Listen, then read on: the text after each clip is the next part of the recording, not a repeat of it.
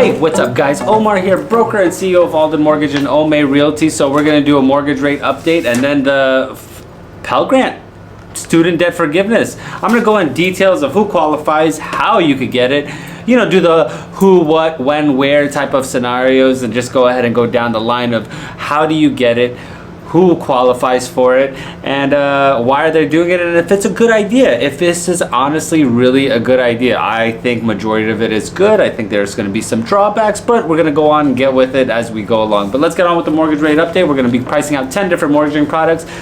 As of 8/24/2022, 30-year fix will be sitting at 5.13%. 15-year fix will be sitting at 4.38%. 30-year high balance will be sitting at 5.50%. DSCR loan, which is a debt service covered ratio loan. This is a loan product for people who want to go ahead and get into the rental side and the landlord side of things, where they don't want to use their own income to qualify based off of the property. They want to go ahead and use the rental income coming in, and then that way they'll go ahead and qualify based off of the total rental coming in. That is the servicing. The debt is going to be your principal, interest, tax, and insurance. That'll be sitting at 8.94%. Bank statement loan will be sitting at 8.15%.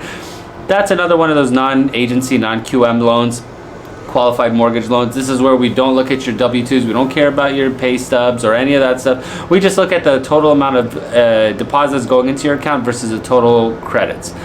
That's it. Or the credits versus the debits. That's all we look at. FHA 30-year fix will be sitting at 4.52%. 7/6 adjustable rate mortgage will be sitting at 5.40%. USDA, which is one of those zero down payment programs, will be sitting at 4.75%. VA 30-year fix will be sitting at 4.50%, and hard money fix and flip, that'll be sitting at 9.75%. That is if you end up finding a distressed property. Like, let's say you're going around the block, you see this really crappy property, and you're like, you know what, this is a really good deal. I could buy it, I could fix it, and then I could make a profit off of it. Well, that's a fix and flip. That is sitting at 9.75. So if you are interested in any one of those mortgaging products, 0% listing on selling your current home, or up to 50% commission rebate on purchasing your next home, link in the description below. Now that I got that shameless plug out of the way, I got my trusty little papers over here. I'm so stupid with my papers, like I'm some sort of like journalist or reporter. I'm literally doing this video in my backyard.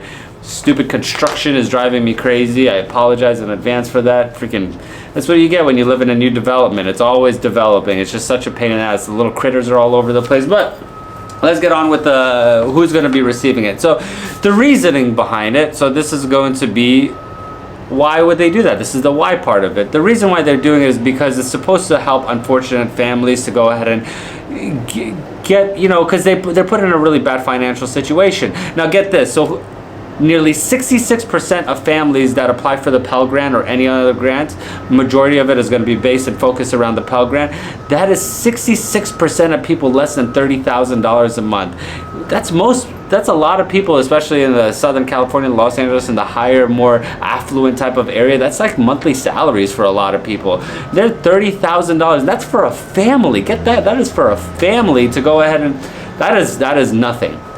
28% between 30 and 60,000, and then 60,000 and more is only 7%, which is really low.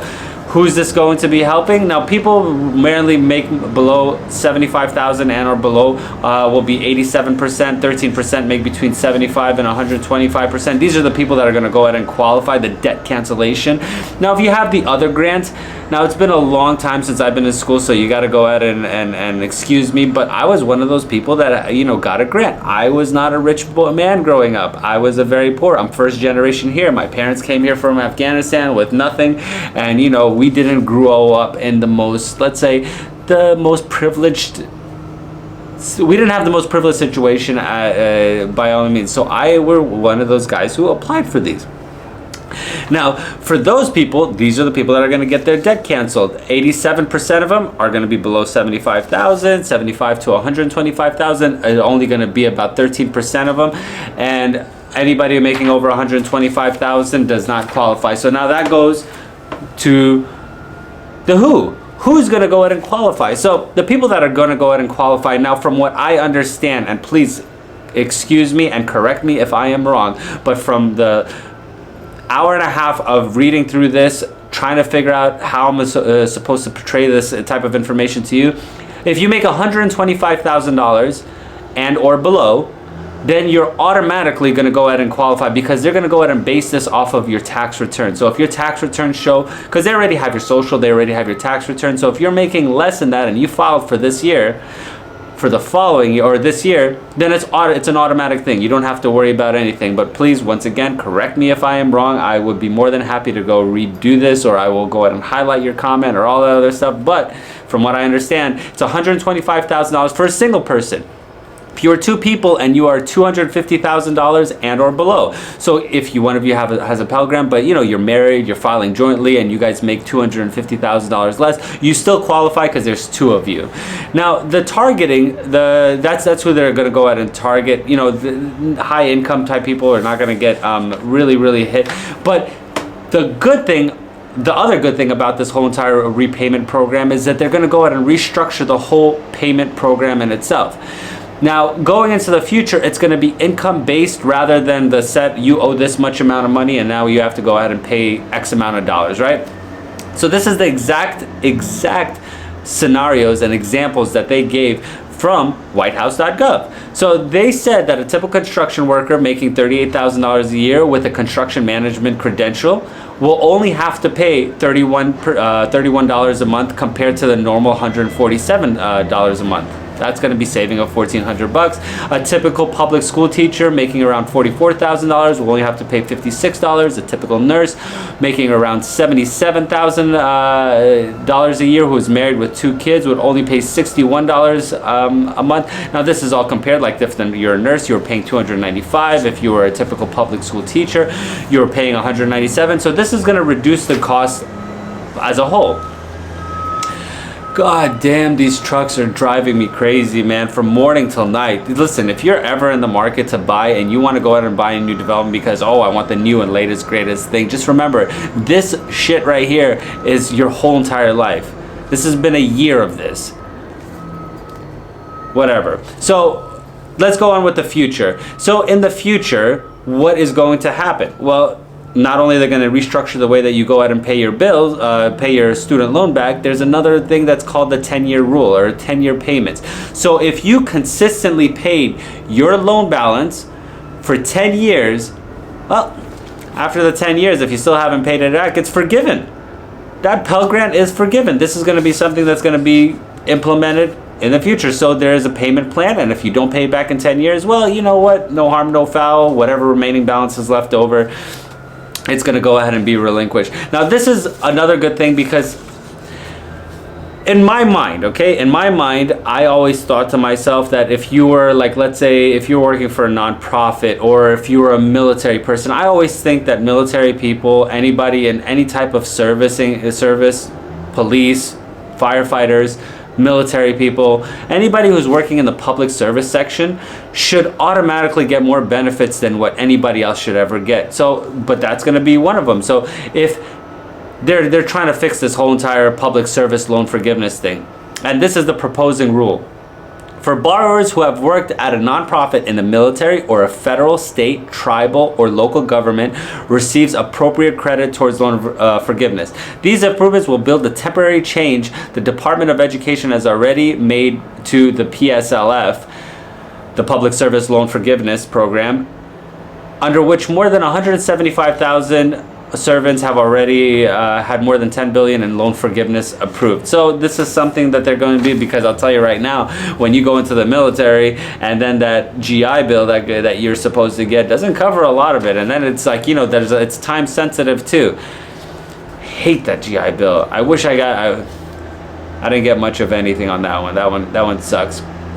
But this is also supposed to protect future students and taxpayers by reducing the cost by holding these schools, these JCs, the junior colleges, holding them accountable for price hikes. Because what happened is, in the time that, let's say for instance 20-30 years ago, the cost of schooling has increased, but all these grants have stayed static. They haven't went up at all. So it's like, hey, you know what, you could pay more for school, but you can't. Now ultimately, is this a good idea? Okay, so probably not, because the money that went out has already been given to every single person. This is going to create more debt on our books.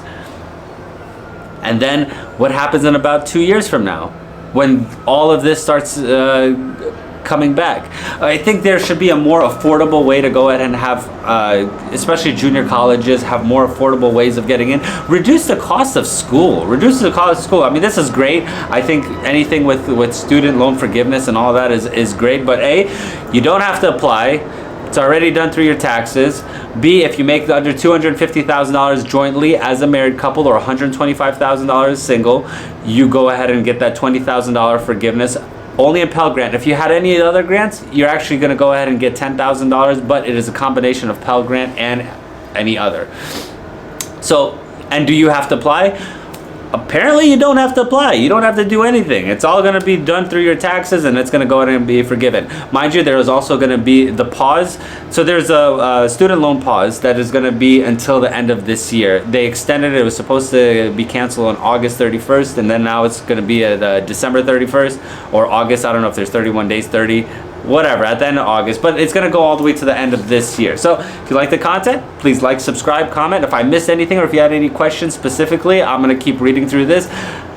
Put a comment below. I would love to hear any questions that you might have. And for up to 50% commission rebate, 0% listing on selling your current home or any mortgage assistance, link in the description below. I'm gonna freaking shoot these goddamn trucks. I'm just kidding. These guys work their asses off. And this heat, Los Angeles right now is hot as shit right now. It is so ridiculously hot. Those guys work really, really hard, but man, it's like getting waterboarded every day. You just hear this beeping and beeping and beeping and beeping and whatever. Until next video, guys, I really appreciate you watching. Peace.